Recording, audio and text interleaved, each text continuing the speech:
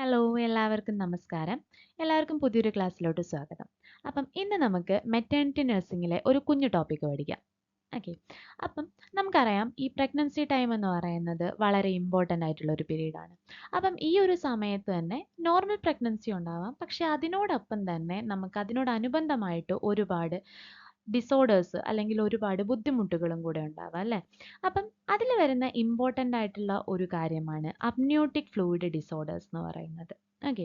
അപ്പം നമുക്ക് ഈ അമ്നിയോട്ടിക് ഫ്ലൂയിഡ് ഡിസോർഡേഴ്സും പഠിക്കണം, അമ്നിയോട്ടിക് ഫ്ലൂയിഡിനെ കുറിച്ചും നമുക്ക് പഠിക്കണം.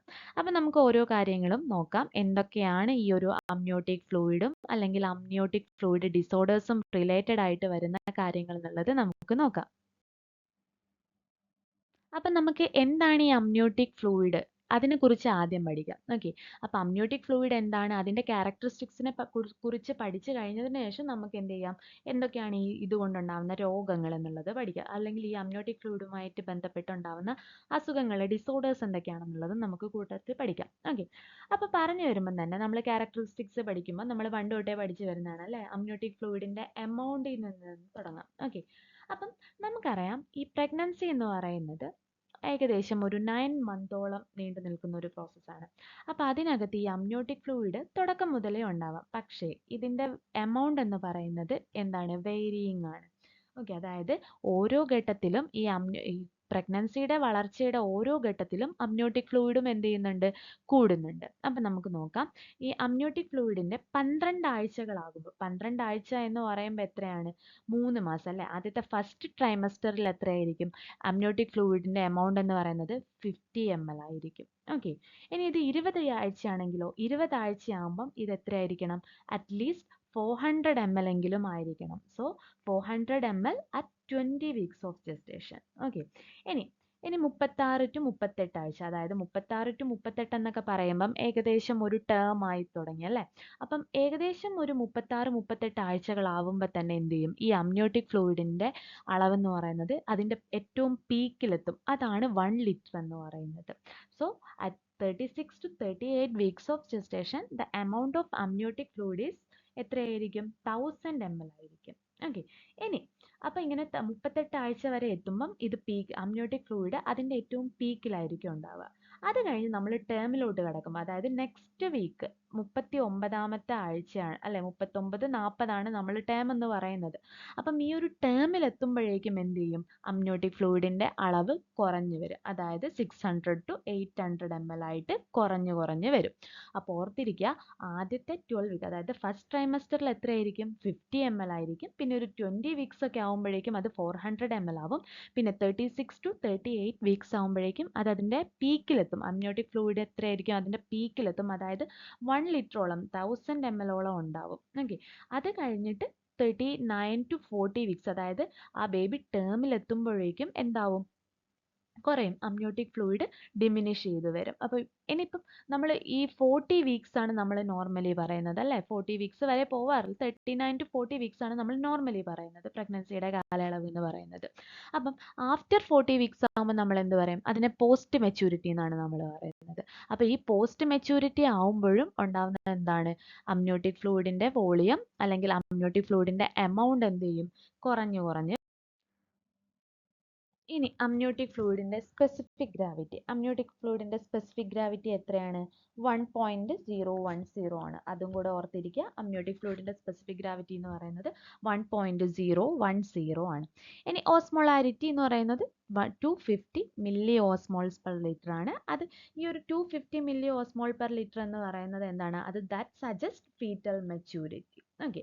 ഇനി കളറിനെ കുറിച്ച് പറയാം. അപ്പം നമ്മളിപ്പോൾ എന്തൊക്കെ പറഞ്ഞു? അമ്നിയോട്ടിക് ഫ്ലൂയിഡിൻ്റെ വോളിയം പറഞ്ഞു, സ്പെസിഫിക് ഗ്രാവിറ്റി പറഞ്ഞു, ഇനി ഓസ്മോളാരിറ്റി. ഓസ്മോളാരിറ്റി പറഞ്ഞു കഴിഞ്ഞു. അത് കഴിഞ്ഞിട്ട് ഇനി നമുക്ക് എന്ത് ചെയ്യാം? കളർ. അപ്പോൾ നോർമലി അമ്നിയോട്ടിക് ഫ്ലൂയിഡ് എന്ന് പറയുന്നത് കളർലെസ് ആണ് അല്ലേ? അതായത് ഏർലി പ്രഗ്നൻസിയിൽ അമ്നിയോട്ടിക് ഫ്ലൂയിഡ് എന്ന് പറയുന്നത് കളർലെസ് ആണ്. പക്ഷേ നിയർ ടേം ആവുമ്പോഴേക്കും എന്താവുന്നുണ്ട്? അതൊരു പെയിൽ സ്ട്രോ കളേർഡ് ആവുന്നുണ്ട്. ഈ പെയിൽ സ്ട്രോ കളേർഡ് ആവാനുള്ള കാരണം എന്ന് പറയുന്നത് എന്താണ്? അതായത് ടേം ആവുമ്പോഴേക്കും നമ്മുടെ എന്താണ് കുഞ്ഞിൻ്റെ എക്സ്ഫോളിയേറ്റഡ് സെൽസും അതേപോലെ തന്നെ ലാനുഗോ അങ്ങനത്തെ കുറേ കാര്യങ്ങൾ എപ്പിഡെർമൽ സെൽസും കാര്യങ്ങളൊക്കെ ഈ അമ്നിയോട്ടിക് ഫ്ലൂയിഡിനകത്തോട്ട് വന്നു ചേരും. അപ്പം അത് കാരണമാണ് എന്താവുന്നത്, ഒരു പെയിൽ സ്ട്രോ കളേർഡ് ആയി മാറുന്നത്. അപ്പോൾ ഓർത്തിരിക്കുക, കളർ ചോദിക്കുമ്പോൾ ഓർത്തിരിക്കുക, നിയർ ടേം ആണെങ്കിൽ അതെന്തായിരിക്കും, പെയിൽ സ്ട്രോ കളേർഡ് ആയിരിക്കും. ഇനി അത് ഇൻ ഏർലി പ്രഗ്നൻസിയിലാണെങ്കിൽ എന്തായിരിക്കും, കളർലെസ് ആയിരിക്കും. അത് ഇമ്പോർട്ടൻ്റ് ആണ്, ഓർത്തിരിക്കുക.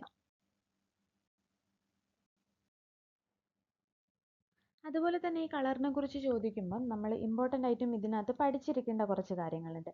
കളർ ചേഞ്ചസും കൂടെ പഠിക്കണം. ഓക്കെ, അപ്പം നമ്മൾ നോർമലി പറഞ്ഞു എന്തായിരിക്കും, കളർലെസ് ആണ്, ടേം ആവുമ്പോഴേക്കും അതിനൊരു ഒരു പ്യുരുലൻ്റ് അല്ലേ, അല്ലെങ്കിൽ അതിനെന്ത് വരും, ഒരു പെയിൽ സ്ട്രോ കളേർഡ് ആയിട്ട് മാറുമെന്ന് പറഞ്ഞു. അപ്പം അതെന്ന് പറയുന്നത് നോർമലാണ്. കളർലെസ് അല്ലെങ്കിൽ ഒരു പെയിൽ സ്ട്രോ കളർ എന്ന് പറയുന്നത് നോർമലാണ്. ഇനിയിപ്പോൾ അതൊരു ഗ്രീനിഷ് കളറാണെന്നിരിക്കുക. അതായത് അമ്നിയോട്ടിക് ഫ്ലൂയിഡ് എപ്പോഴാണ് ഗ്രീനിഷ് കളർ ആവുന്നത്, ഫീറ്റൽ ഡിസ്ട്രസ് അല്ലെങ്കിൽ ഈ മെക്കോണിയം ആസ്പിറേഷൻ ഒക്കെ ഉണ്ടാവില്ലേ, മെക്കോണിയം ആസ്പിറേഷൻ ഒക്കെ ഉണ്ടാവുന്ന സമയത്താണ് എന്തുണ്ടാവുന്നത്, ഗ്രീനിഷ് കളേർഡ് ആവുന്നത്. ഇനിയിപ്പോൾ ഇത് ഗോൾഡൻ കളറാണെന്ന് ഓർക്കുക. ഗോൾഡൻ കളർ എന്തിന് ഇൻഡിക്കേറ്റ് ചെയ്യുന്നു, ഈ ബേബീൻ്റെ RH ഇൻകോമ്പാറ്റിബിലിറ്റി കാരണമാണ് ഗോൾഡൻ കളേഴ്സ് ഉണ്ടാകുന്നത്. അപ്പോൾ ഈ RH ഇൻകോമ്പാറ്റിബിലിറ്റി ഉള്ള ബേബീസിന് എന്തായിരിക്കും, അമ്നിയോട്ടിക് ഫ്ലൂയിഡ് എന്ന് പറയുന്നത് ഗോൾഡൻ കളറിലായിരിക്കും. അത് ഓർത്തിരിക്കുക. ഓക്കെ, ഇനി മറ്റൊന്ന് ഓർത്തിരിക്കേണ്ട കാര്യമാണ് greenish yellow or saffron colour എന്ന് പറയുന്നത്. അതായത് പോസ്റ്റ് മെച്യൂരിറ്റി, നമ്മൾ നേരത്തെ പറഞ്ഞു കഴിഞ്ഞു. പോസ്റ്റ് മെച്യൂരിറ്റി എന്ന് പറഞ്ഞാൽ എന്താണ്, ഈ പ്രഗ്നൻസി ആഫ്റ്റർ 40 വീക്സ് ഓഫ് ജെസ്റ്റേഷനിലും കണ്ടിന്യൂ ചെയ്തുകൊണ്ട് പോവുകയാണെങ്കിലാണ് നമ്മൾ അതിനെ പോസ്റ്റ് മെച്യൂരിറ്റി എന്ന് പറയുന്നത്. അപ്പോൾ ഈ പോസ്റ്റ് മെച്യൂരിറ്റി ആകുമ്പോൾ നമ്മൾ ഓൾറെഡി പറഞ്ഞു കഴിഞ്ഞു, അമ്നിയോട്ടിക് ഫ്ലൂയിഡ് എന്ന് പറയുന്നത് ടേം കഴിഞ്ഞു കഴിഞ്ഞാൽ അറ്റ് ടേം ആകുമ്പോഴേക്കും അത് എത്രയാകും, 600 to 800 ml മാറും. ഓക്കെ, അപ്പം അതും കഴിഞ്ഞ് ഈ പോസ്റ്റ് മെച്യൂരിറ്റിയിലോട്ട് എത്തുമ്പോൾ എന്തായിരിക്കും, അമ്നിയോട്ടിക് ഫ്ലൂയിഡിൻ്റെ അളവ് കുറഞ്ഞു വരും, ഡിമിനിഷ് ചെയ്ത് വരും. അപ്പം അതെന്ത് കളറായിരിക്കും, ഒരു ഗ്രീനിഷ് യെല്ലോ അല്ലെങ്കിൽ ഒരു സാഫ്രോൺ കളറിലോട്ട് അത് മാറും. ഓക്കെ, ഇനി ഡാർക്ക് കളേർഡ് ആവുന്നത് എപ്പോഴാണ്, അമ്നിയോട്ടിക് ഫ്ലൂയിഡ് ഡാർക്ക് കളേർഡ് അല്ലെങ്കിൽ ബ്ലഡ് സ്റ്റെയിൻഡ് ആവുന്നത് എപ്പോഴാണ്, അബ്രപ്ഷൻസ് ഉണ്ടാകുമ്പോഴാണ്. അബ്രപ്ഷൻ എന്ന് പറഞ്ഞാൽ എന്താണ്, അതൊരു പ്ലാസെൻ്റൽ അബ്നോർമാലിറ്റി ആണ് അല്ലേ. പ്ലാസെൻ്റൽ അബ്നോർമാലിറ്റി എന്ന് നമുക്ക് പറയാൻ പറ്റത്തില്ല, കാരണം ഈ അബ്രപ്ഷൻ എന്ന് പറയുമ്പോൾ പ്ലാസെൻ്റ സെപ്പറേറ്റ് ചെയ്ത് പോവുകയാണ്. നമ്മുടെ യൂട്രസിനകത്ത് എൻഡോമെട്രിയത്തിനകത്ത് അറ്റാച്ച് ചെയ്തിട്ടുള്ള പ്ലാസെൻ്റ എന്താണ്, എന്തെങ്കിലും കാരണത്താൽ സെപ്പറേറ്റ് ചെയ്ത് പോകുന്ന സമയത്താണ് എന്തുണ്ടാവുന്നത്, ഈ അബ്രപ്ഷൻ എന്ന് നമ്മൾ പറയുന്നത്. ഓക്കെ, അപ്പം ഈ അബ്രപ്ഷൻ ഉണ്ടാവുന്ന സമയത്ത് നോർമലി എന്തുണ്ടാവും, പ്ലാസെൻ്റ സെപ്പറേറ്റ് ആയി കഴിഞ്ഞാൽ അവിടെ എന്തുണ്ടാവും, ബ്ലഡ് ഉണ്ടാവും അല്ലേ. അപ്പം എന്തെങ്കിലും പ്ലാസെൻ്റൽ അബ്നോർമാലിറ്റീസോ അല്ലെങ്കിൽ പ്ലാസെൻ്റയ്ക്ക് ഉണ്ടാവുന്ന എന്തെങ്കിലും ഡിഫക്ട്സോ കാരണമാണ് എന്തുണ്ടാവുന്നത്, ഈ ഒരു ഡാർക്ക് കളേർഡ് അല്ലെങ്കിൽ ബ്ലഡ് സ്റ്റെയിൻഡ് ഉണ്ടാവുന്നത്. ഉള്ളിൽ ഇൻറ്റേർണൽ ബ്ലീഡിങ് ഉണ്ടാവുന്നതിനൊരു കാരണം പ്ലാസെൻ്റ സെപ്പറേറ്റ് ആവുന്നതല്ലേ. അപ്പം അത് ഓർത്തിരിക്കുക. ഇനി ഡാർക്ക് ബ്രൗൺ കളർ ആവുന്നത് എപ്പോഴാണ്, ഇൻട്രായൂട്രൈൻ്റെത്, അതായത് IUDൻ്റെ കേസസിലാണ് എന്തുണ്ടാവുന്നത്, അമ്നിയോട്ടിക് ഫ്ലൂയിഡ് ഡാർക്ക് ബ്രൗൺ കളറായിട്ട് മാറുന്നത്. ഓക്കെ, ഇനി പ്യുരുലൻ കളർ ആവുന്നത് കോറിയോ അമ്നിയോണൈറ്റിസിൻ്റെ ഒക്കെ കേസസിലാണ് പ്യുരുലൻ കളർ ആവുന്നത്. അപ്പോൾ ഈ ഒരു കളർ ഷെയ്ഡ്സ് ഓർത്തിരിക്കുക, ഇത് ഇമ്പോർട്ടൻ്റ് ആയിട്ടും അറിഞ്ഞിരിക്കേണ്ട കാര്യമാണ്. അപ്പോൾ ഇത്രയും നമ്മൾ പറഞ്ഞു കഴിഞ്ഞു അല്ലേ. അമ്നിയോട്ടിക് ഫ്ലൂയിഡ് പറഞ്ഞു, അമ്നിയോട്ടിക് ഫ്ലൂയിഡിൻ്റെ ക്യാരക്ടറിസ്റ്റിക്സ് ഒക്കെ പറഞ്ഞു, അതിൻ്റെ കളർ ചേഞ്ചസും കാര്യങ്ങളും ഒക്കെ പറഞ്ഞു കഴിഞ്ഞു. ഇനി നമുക്ക് എന്താണ് മെയിനായിട്ടുള്ള അമ്നിയോട്ടിക് ഫ്ലൂയിഡ് ഡിസോർഡേഴ്സ് എന്ന് പറയുന്നത്. അതായത് അമ്നിയോട്ടിക് ഫ്ലൂയിഡ് ഡിസോർഡേഴ്സ് എന്ന് പറയുമ്പോൾ രണ്ട് തരത്തിലുണ്ട്, പോളിഹൈഡ്രാംനിയോസും ഉണ്ട്, അതേപോലെ തന്നെ ഒലിഗോഹൈഡ്രാംനിയോസും ഉണ്ട്. അപ്പോൾ എന്താണ് പോളിഹൈഡ്രാംനിയോസ് എന്നുള്ളത് നോക്കാം. പോളി എന്ന് പറയുമ്പം, ഈ പോളി എന്ന് പറയുന്ന വേർഡ് നമ്മൾ ഈ ഒരുപാട് യൂസ് ചെയ്യുന്നുണ്ട്. അതായത് പോളിമെനോറിയ അല്ലെങ്കിൽ ഒലിഗോമെനോറിയ അങ്ങനെയൊക്കെ പറഞ്ഞിട്ട് നമ്മൾ ഒരുപാട് യൂസ് ചെയ്യുന്നുണ്ട്. അപ്പോൾ ഈ പോളി ഹൈഡ്രാംനിയോസ് അല്ലെങ്കിൽ ഈ പോളി എന്ന് പറയുന്നതിന് ഡിനോട്ട് ചെയ്യുന്നത് എന്താണ്, എക്സസ് ആണ്. ഓക്കെ, എപ്പോഴും ഓർത്തിരിക്കുക, എക്സസ് എന്നുള്ളൊരു മീനിങ്ങിലാണ് ഇവിടെ വരുന്നത്. അതായത് അമ്നിയോട്ടിക് ഫ്ലൂയിഡ് എന്ത് ചെയ്യാണ്, 200 ml അല്ലെങ്കിൽ അതിൽ കൂടുതലാവുന്ന അവസ്ഥയാണ് നമ്മൾ പോളിഹൈഡ്രാംനിയോസ് എന്ന് പറയുന്നത്. അപ്പം നോർമലി നമ്മൾ പറഞ്ഞു പീക്ക് ആവുന്നത് എത്രയാണ്, പീക്ക് എമൗണ്ട് എന്ന് പറയുന്നത് തന്നെ എത്രയാണ്, 1000 ml ആണ് അല്ലേ, അല്ലെങ്കിൽ 1 ലിറ്റർ ആണ് പറയുന്നത്. പക്ഷേ ഈ അമ്നിയോട്ടിക് ഫ്ലൂയിഡ് 2000 ml അല്ലെങ്കിൽ 2000 ml 2 ലിറ്റേഴ്സിനേക്കാളും കൂടുതലാകുന്ന അവസ്ഥയാണ് നമ്മൾ പോളിഹൈഡ്രാംനിയോസ് എന്ന് പറയുന്നത്. അപ്പോൾ അതിനകത്ത് അമ്നിയോട്ടിക് ഫ്ലൂയിഡ് ഇൻഡെക്സ് എന്ന് പറയും. ഓക്കെ, ഈ അമ്നിയോട്ടിക് ഫ്ലൂയിഡ് ഇൻഡെക്സ് ആണ് നമ്മൾ എത്ര എമൗണ്ട് ഓഫ് അമ്നിയോട്ടിക് ഫ്ലൂയിഡ് എന്ന് പറയുന്നതിന് നമ്മൾ ഡിനോട്ട് ചെയ്യാൻ ഉപയോഗിക്കുന്ന ഒരു മെഷർമെൻ്റ് ആണ് അമ്നിയോട്ടിക് ഫ്ലൂയിഡ് ഇൻഡെക്സ് എന്ന് പറയുന്നത്. എപ്പോഴും ഓർത്തിരിക്കുക, ഈ അമ്നിയോട്ടിക് ഫ്ലൂയിഡ് ഇൻഡെക്സ് എന്ന് പറയുന്നത് നമ്മൾ സെൻറ്റിമീറ്റേഴ്സിലാണ് പറയുന്നത്.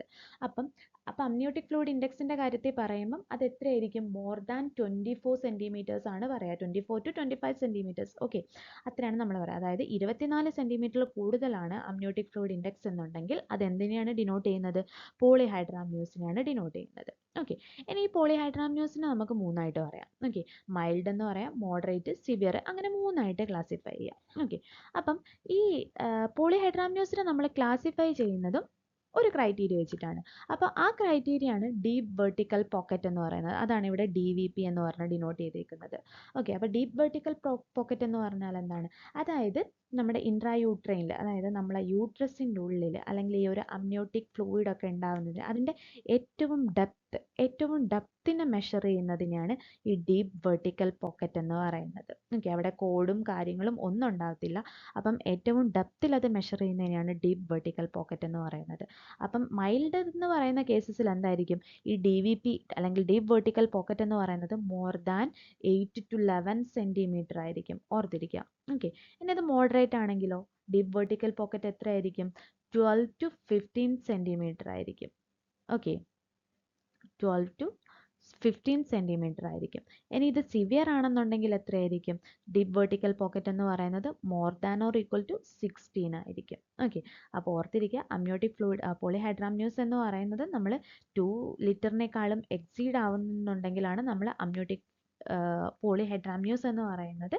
അല്ലെങ്കിൽ AFIൻ്റെ കേസസിൽ നമുക്ക് എങ്ങനെ പറയാം? AFI മോർ ദാൻ 24 സെന്റിമീറ്റർ എന്നും പറയാം. ഓക്കെ, അപ്പോൾ പോളിഹൈഡ്രാമ്യൂസ് എന്ന് പറയുന്നത് 3 തരത്തിലുണ്ട്. അത് ഏതൊക്കെയാണ്? മൈൽഡ് ആണെങ്കിൽ DVP എത്രയായിരിക്കും?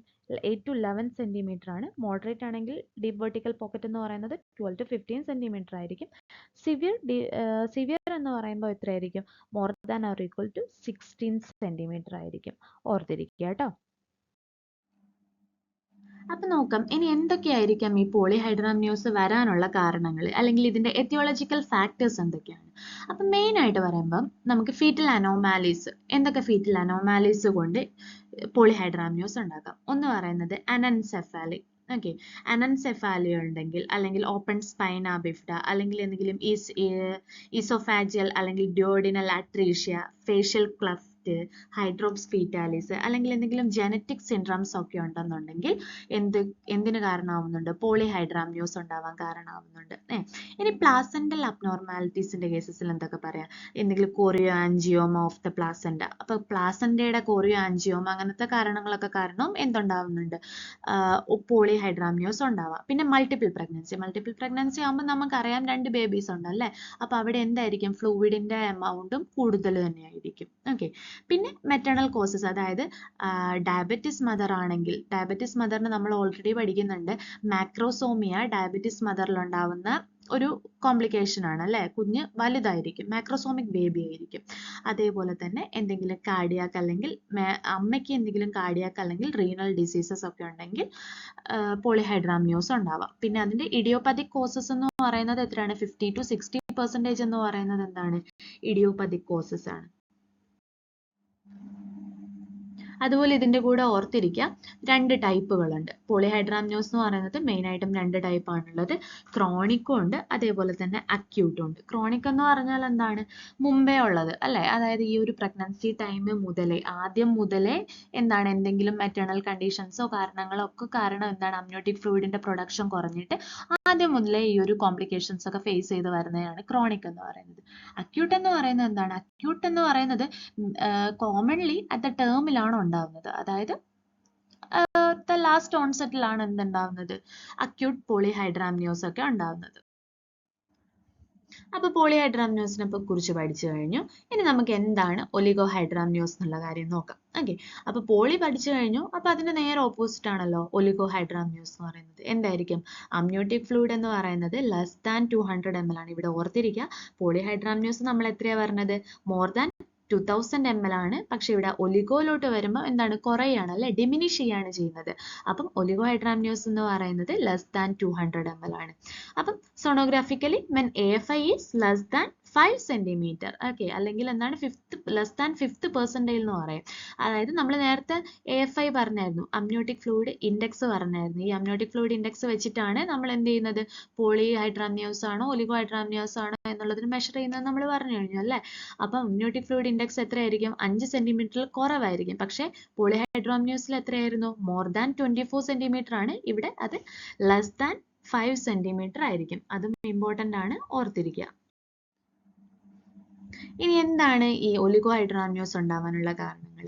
അപ്പം നമുക്കറിയാം എന്തൊക്കെ ഇപ്പോൾ ഒരു ഇൻട്രയൂട്രൈനിൽ എന്തെങ്കിലും അബ്നോർമാലിറ്റീസ് കാര്യങ്ങളൊക്കെ ഉണ്ടാവുന്നുണ്ടെങ്കിൽ അതിന് മെയിനായിട്ടും 2 ഫാക്ടേഴ്സ് ആയിരിക്കും ഉണ്ടാവുക, അല്ല 3 ഫാക്ടേഴ്സ് ആയിരിക്കും ഉണ്ടാവുക. ഒന്നുകിൽ അത് ഫീറ്റൽ ഫാക്ടേഴ്സ് ആവാം, അല്ലെങ്കിൽ അത് മെറ്റേണൽ ഫാക്ടേഴ്സ് ആവാം. ഇനി ഇത് രണ്ടും അല്ലെങ്കിൽ എന്തായിരിക്കും? എന്തെങ്കിലും പ്ലാസന്റൽ അബ്നോർമാലിറ്റീസ് കൊണ്ടുള്ള ഫാക്ടേഴ്സ് ആവും. ഇത് നമ്മൾ കോമൺ ആയിട്ട് പറയുന്ന കാര്യങ്ങളാണ്. ഓക്കെ, അപ്പം ഫീറ്റൽ കണ്ടീഷൻസിൽ എന്തൊക്കെ വരാം? ഫീറ്റൽ ഫാക്ടേഴ്സിലായിട്ട് നമുക്ക് ക്രോമസോമൽ ഡിസോർഡേഴ്സ് ഉള്ള ബേബീസ് ആണെങ്കിൽ, അല്ലെങ്കിൽ റീനൽ അജനിസിസ് ആണെങ്കിൽ, ഒബ്സ്ട്രക്റ്റീവ് യൂറോപ്പതി ഉണ്ടെങ്കിൽ, സ്പോണ്ടേനിയസ് റപ്ചർ ഓഫ് മെംബ്രെയിൻസ്, അല്ലെങ്കിൽ പോസ്റ്റ് മെച്യൂരിറ്റി, ഇൻട്രയൂട്രൈൻ ഇൻഫെക്ഷൻസ്. മെയിനായിട്ടും ഈ റീനൽ അജനിസിസ് എന്നൊക്കെ പറയുന്നത് കാര്യം, അതിൻ്റെ റീസൺ എന്താണെന്ന് വെച്ചാൽ ഈ നമ്മൾ പറയുന്നുണ്ട് ഈ ബേബി അമ്നിയോട്ടിക് ഫ്ലൂയിഡ് സ്വാലോ ചെയ്യുന്നുണ്ട്, അതേപോലെ തന്നെ അത് യൂറിനായിട്ട് എക്സ്പെൽ ചെയ്യുന്നുണ്ട് എന്നുള്ള കാര്യം നമ്മൾ പറയുന്നുണ്ട്. ഓക്കെ, അപ്പോൾ എന്തെങ്കിലും റീനൽ അജനിസിസ് കാര്യങ്ങളൊക്കെ ഉണ്ടെന്നുണ്ടെങ്കിൽ അതൊക്കെ ഒബ്സ്ട്രക്റ്റഡ് ആണ് അല്ലേ. അപ്പോൾ അങ്ങനെ ഉണ്ടാവാം. പിന്നെ പോസ്റ്റ് മെച്യൂരിറ്റിയിൽ നമ്മൾ പറഞ്ഞു നോർമലി എന്തായിരിക്കും? പോസ്റ്റ് മെച്യൂരിറ്റി ആവുമ്പോഴേക്കും കുറഞ്ഞ് ഡിമിനിഷ് ചെയ്തിട്ട് വരും. പിന്നെ ഇൻട്രയൂട്രൈൻ ഇൻഫെക്ഷൻസ് ഉള്ളത് കൊണ്ട് ആവാം. പിന്നെ അതേപോലെ തന്നെ ഡ്രഗ്സ് യൂസ് ചെയ്യുന്ന, അതായത് ACE ഇൻഹിബിറ്റേഴ്സ് അല്ലെങ്കിൽ PG ഇൻഹിബിറ്റേഴ്സ് ഒക്കെ യൂസ് ചെയ്യുന്നവർ, അല്ലെങ്കിൽ അമ്നിയോൺ നോഡോസം, IUGR, ഇങ്ങനത്തെയൊക്കെ കേസസിലാണ് മെയിനായിട്ടും എന്തുണ്ടാവുന്നത്? ഒലിഗോഹൈഡ്രോഅമ്നിയോസ് ഉണ്ടാവുന്നത്. ഇനി മെറ്റേണൽ കണ്ടീഷൻസ് എന്ന് പറയുന്നത് എന്താവാം? അതായത് അമ്മയ്ക്ക് എന്തെങ്കിലും ഹൈപ്പർടെൻസീവ് ഡിസോർഡേഴ്സ്, അല്ലെങ്കിൽ മദറിനുണ്ടാവുന്ന ഡീഹൈഡ്രേഷൻ എന്ന് പറയുമ്പോൾ മദറിന്റെ ബോഡിയിൽ തന്നെ എന്തായിരിക്കും? ഹൈപ്പോവോളിമിക് ആയിരിക്കും. മദർ തന്നെ ഹൈപ്പോവോളിമിക് ആയിരിക്കും അല്ലേ. അതായത് ഫ്ലൂയിഡിന്റെ അളവ് വളരെ കുറവായിരിക്കും. അപ്പം ഡീഹൈഡ്രേഷൻ കാരണം ഉണ്ടാവാം, അല്ലെങ്കിൽ എന്തെങ്കിലും യൂട്രോപ്ലാസന്റൽ ഇൻസഫിഷ്യൻസി കാരണം ഉണ്ടാവാം. പിന്നെ എന്താണ്? ഇഡിയോപതിക് ആയിരിക്കാം. ഓക്കെ, അപ്പം മെറ്റേണൽ കണ്ടീഷൻസിൽ ഇത്രയും കാര്യങ്ങൾ ഓർത്തിരിക്കാം. മദർ, ഹൈപ്പർടെൻസീവ് ഡിസോർഡേഴ്സ്, ഡീഹൈഡ്രേഷൻ, അല്ലെങ്കിൽ യൂട്രോപ്ലാസന്റൽ ഇൻസഫിഷ്യൻസി ഒക്കെ കാരണം ഒലിഗോഹൈഡ്രോഅമ്നിയോസ് ഉണ്ടാവും. അപ്പോൾ ഒലിഗോഹൈഡ്രോഅമ്നിയോസിനെ പറ്റി ഇമ്പോർട്ടൻ്റ് ആയിട്ടും അറിഞ്ഞിരിക്കേണ്ട കാര്യങ്ങൾ നമ്മൾ പറഞ്ഞു. ലെസ് ദാൻ എത്രയായിരിക്കും അതിന്റെ എമൗണ്ട് എന്ന് പറയുന്നത്? ലെസ് ദാൻ 200 ml ആയിരിക്കും അമ്നിയോട്ടിക് ഫ്ലൂയിഡ് ഉണ്ടാവുന്നത്.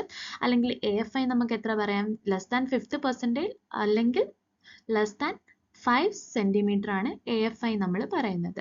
ഓക്കെ, ഇനി ഇതിന്റെ മെയിൻ കാരണങ്ങൾ നമ്മൾ പറഞ്ഞു. ഫീറ്റൽ കോസസ് പറഞ്ഞു, അതേപോലെ തന്നെ മെറ്റേണൽ കോസസും പറഞ്ഞു. ഇത്രയാണ് നമുക്ക് ഒലിഗോഹൈഡ്രോഅമ്നിയോസിനെ കുറിച്ച് അറിഞ്ഞിരിക്കേണ്ട കാര്യങ്ങൾ. അപ്പോൾ ഇതൊരു ക്വസ്റ്റ്യൻ ആയിട്ട് വരികയാണെന്നുണ്ടെങ്കിൽ ഇതിനകത്ത് ഡയറക്റ്റ് വരാവുന്ന ക്വസ്റ്റ്യൻസ് എന്താണ്?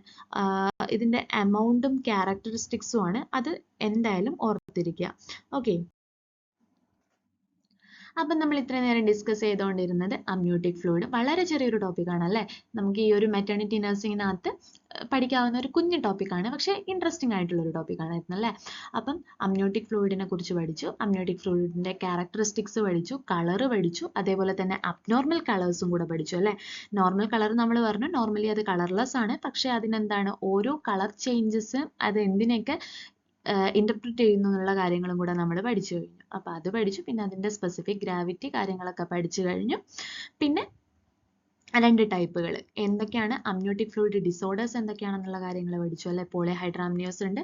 എത്ര 2000 ml കൂടുമ്പോഴാണ് നമ്മൾ പോളിഹൈഡ്രോഅമ്നിയോസ് എന്ന് പറയുന്നത്. അതേപോലെ തന്നെ ഇവിടെ ഇമ്പോർട്ടൻ്റ് ആയിട്ടും അതേപോലെ റിപ്പീറ്റഡ് ആയിട്ടും ചോദിച്ചിട്ടുള്ള ക്വസ്റ്റ്യൻ ആണ് എന്ത്? AFI more than 24. Amniotic fluid index എന്ന് പറയുന്നത് മോർ ദാൻ 24 സെന്റിമീറ്റർ ആവുമ്പോഴാണ് നമ്മൾ പോളിഹൈഡ്രോഅമ്നിയോസ് എന്ന് പറയുന്നത്. എന്നാൽ ഒലിഗോഹൈഡ്രോഅമ്നിയോസ് എന്ന് പറയുന്നതോ? ഒലിഗോഹൈഡ്രോഅമ്നിയോസ് എന്ന് പറഞ്ഞാൽ ലെസ് ദാൻ 200 ml ആയിരിക്കും അമ്നിയോട്ടിക് ഫ്ലൂയിഡിന്റെ വോളിയം എന്ന് പറയുന്നത്. അതുപോലെ തന്നെ ഈ AFI എത്രയായിരിക്കും? ലെസ് ദാൻ 5 സെന്റിമീറ്റർ ആയിരിക്കും ഒലിഗോഹൈഡ്രോഅമ്നിയോസിനകത്ത്. ഓക്കെ, അപ്പോൾ ഈ ഒരു ചെറിയ പോർഷൻ നിങ്ങൾക്ക് എല്ലാവർക്കും ഇഷ്ടപ്പെട്ടെന്ന് കരുതുന്നു. മറ്റൊരു വീഡിയോ ആയിട്ട് കാണാം. Thank you.